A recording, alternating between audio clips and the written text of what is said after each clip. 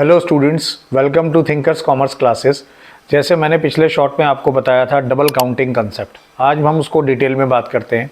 Double counting क्या है?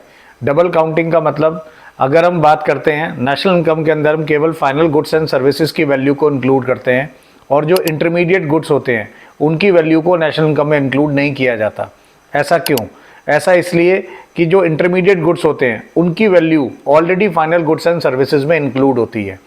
अगर हम इंटरमीडिएट गुड्स को भी नेशनल इनकम में इंक्लूड कर लेंगे तो एक तो एज अ इंटरमीडिएट गुड्स उसको इंक्लूड किया, दूसरा हमने उसको फाइनल गुड्स की वैल्यू में भी इंक्लूड कर लिया।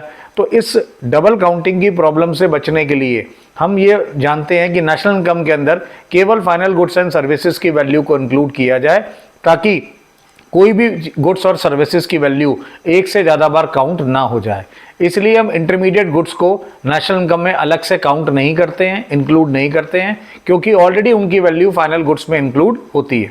जैसे कि आपको छोटा सा एग्जांपल देता हूं, अगर एक फार्मर है, एक किसान है, उसने अनाज पैदा किया, उस व्हीट से एक फ्लोर मिल ने परचेज करके फ्लोर बनाया, मैदा बनाया।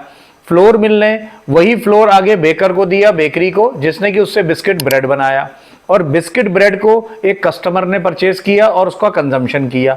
तो अगर हम बात करते हैं, आप ही बताइए, क्या ब्रेड की वैल्यू के अंदर उस मैदे की वैल्यू या उस व्हीट की वैल्यू इंक्लूड नहीं होगी?